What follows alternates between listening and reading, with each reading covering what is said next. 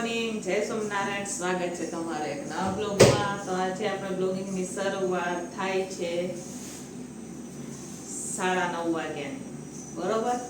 આમ તો good morning તો અમારે સવારથી થઈ જાય 6 વાગ્યાની, બરોબર.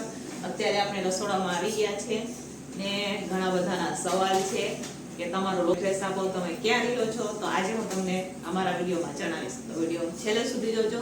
આખો દિવસમાં અમે શું શું બનાવીએ અમારા રસોડામાં એ હું તમારા સાથે શેર કરીશ. તો વિડીયો છેલ્લે સુધી જોજો, તમને મજા આવશે. તો અહીંયા અત્યારે અમારા છોકરા દાળ ભાત બફવા માટે રાખી દીધા છે, નીચે કોબી સુધારી રહ્યા છે. આપણે સવારે ગયા હતા માર્કેટ, ત્યાંથી શાક લઈ આવ્યા છે. તમને બધાને ખબર જ છે કે અત્યારે વરસાદની માહોલ છે એટલે વહેલા હારે જઈને લઈ આવે તો સારું. આમ તો હું વહેલી જ જાઉં છું. અહીંયા અત્યારે કોબી ને ટમેટા સુધારા રહ્યા છે અમારે, ને અહીંયા બધું શાકભાજી આપણું આવી ગયું છે. તો તમે જોઈ શકો છો, બાકીનું બાંધેલું છે, બાકીનું અહીંયા બધું શાકભાજી આવી ગયું છે. આ વખતે હું ઓછું લઈ આવી ગયું, તો પણ 1500-1600 રૂપિયામાં શાકભાજી છે.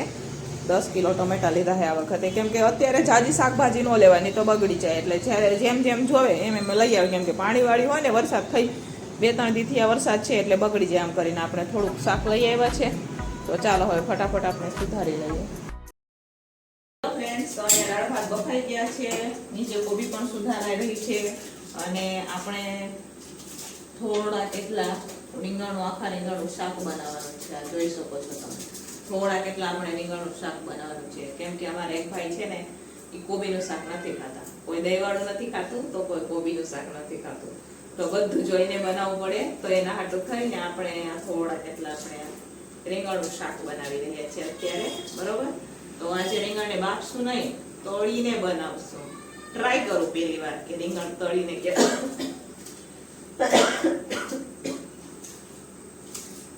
કેવા થાય, બરોબર. તો ચાલો, અહીંયા ગેસ ઉપર આપણે લોહી રાખી દીધું છે. હવે પણ એમાં નાખશું તેલ.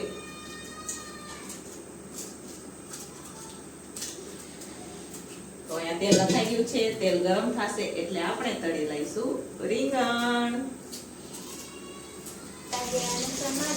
તો ચાલો, અહીંયા હારે આપણે રીંગણ તળાઈ રહ્યા છે.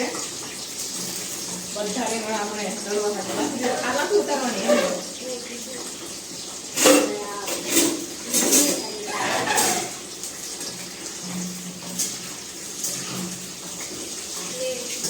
તળીને તો આપણે પહેલી વાર બનાવીએ, એટલે આખા રીંગણા તળીને બનાવ્યા છે. લાંબા લાંબા આવે ને આ ગોળ રીંગણા કેળે તળ્યા લાવવાના કરતા તળી નાખીએ, કેમ કે આવડા રીંગણ હતા નાના, એટલા હાટું તળી નાખે. અને અહીંયા 2-3 બટેકા પણ લીધા છે, એને પણ ધોઈને નીકાળી દઈશું.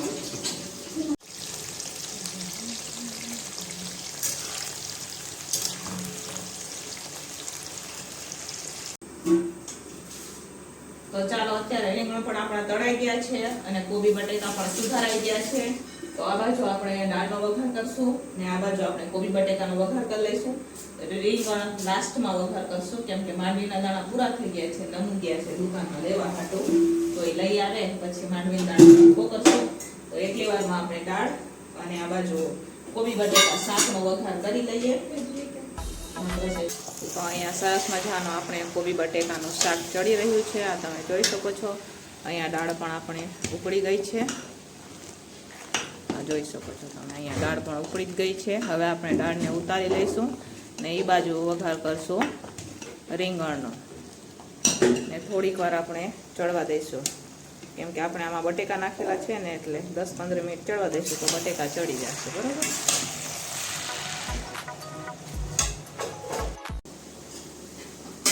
આ બાજુ સરસ મજાનું કોબી બટેકાનું શાક આપણું ચડી ગયું છે. તો એ ગેસને બંધ કરી દઈશું અને સરસ મજાનું ગ્રેવી વાળું આપણે રીંગણનું શાક પણ વઘારી દીધું છે. હું તમને નજીકથી બતાવું. તમે જોઈ શકો છો, સરસ મજાનું આપણે આખા રીંગણનું શાક વઘારી દીધું છે. હવે આપણે થોડીક વાર રીંગણ અને બટેકાને મસાલા સાથે આપણે ચડવા દઈશું, એટલે રીંગણમાં મસાલો સરસ મજાનો ચડી જાય ને, એટલા હાટું થઈને, બરોબર. હેલો ફ્રેન્ડ્સ, તો ફાઇનલી બધું જ જમવાનું બનીને તૈયાર થઈ ગયું છે. તો ચાલો હું તમને આજે બતાવું કે અમારા ટિફિનમાં આજે શું શું બનાવ્યું છે અમે લોકોએ. તો ચાલો, તો અહીંયા આજે આપણે તો 2 જાતના તો ફક્ત ભાત બનાવેલા છે, અને આ રોટલી છે. 2 જાતના સલાડ છે, એમાં છે કાકડી અને તળેલા મરચા અને 2 જાતના તો શાક જ છે. એમાં છે આખા રીંગણ બટેકા અને કોબી બટેકાનું શાક છે અને લાસ્ટમાં છે દાળ. તો આજે તો બધી વસ્તુ બબ્બે બનાવી છે દાળ સિવાય, બરોબર. બાકી આમાં મોરું હોય તો દાળે મોળી 2 જાતની થઈ જાય. આજે તો બધી જ વસ્તુ બબ્બે જાતની બનાવેલી છે, બરોબર. તો આ છે અમારું આજનું બપોરનું ટિફિન. બરાબર, ટિફિન ભરી દઈએ. ટિફિન ભરીને મારે જવાનું છે બહાર, રસોડાની થોડીક વસ્તુ લેવાની છે. તો પહેલા હું ટિફિન ભરી દઈશ ને ટિફિન ભરીને રાખી દઈશ, પછી આપણે જાશું બહાર. હાલો ફ્રેન્ડ્સ, તો અત્યારે સાંજના 5 વાગી ગયા છે. અમારી છોકરીએ સાંજની તૈયારી પણ કરી લીધી છે, કેમ કે આજે અમારા કલ્પના મેડમ છે એ ગામડે જાય છે, એટલા હાટું થઈને વેલી રસોઈ કરવાની હોય ને. ઘરે જવાની કે ને ઉતાવળ હોય, બધાને જ ઉતાવળ હોય ને ઘરે જવાનું હોય તેથી. તો એમને તો અડધી તૈયારી કરી દીધી છે. અને આજે આપણે બપોરે ગયા હતા બજારમાં ગયા, પણ કઈ વિડીયો ઉતારવાનો કઈ ટાઈમ નહોતો, એટલે આપણે કઈ વિડીયો નથી ઉતાર્યો બજારમાંથી. પણ ત્યાંથી શું લઈ આવ્યા એ હું તમારા સાથે શેર કરું, બરાબર. તો જો ત્યાંથી આ એક બરણી લઈ આવ્યા, આ નમસ્વીને બોટલ છે, આ તાવેથા ને ધારો, આવે મોટા ચાકુ છે અને નાના ચાકુનો આખો બાંધો લઈ લીધો આપણે, બરોબર. કેમ કે આ તો ક્યારે બટકાઈ જાય, તૂટી જાય કે નક્કી નહીં, એટલે 100 રૂપિયાનો આખો બાંધો હતો એટલે આપણે લઈ લીધા. અને આ 2 ટિફિનો, કેમ કે મારે ટિફિનોમાં દબ થાય, ક્યારેક ટિફિનો ગઈ હોય ને તો એ આવે નહીં વહેલી, તો બીજા દિવસે કેમાં ભરી આપું, એટલા હાટું થઈને. ને ઘણા બધાની એવી કોમેન્ટ છે કે બેન તમારું ગામ કયો? તો અમે અત્યારે હાલ રાજકોટમાં રહીએ છીએ. અમે રાજકોટના પ્રોપર નથી, ગામડાના છીએ, પણ અત્યારે હાલમાં રાજકોટમાં રહીએ છીએ, બરોબર.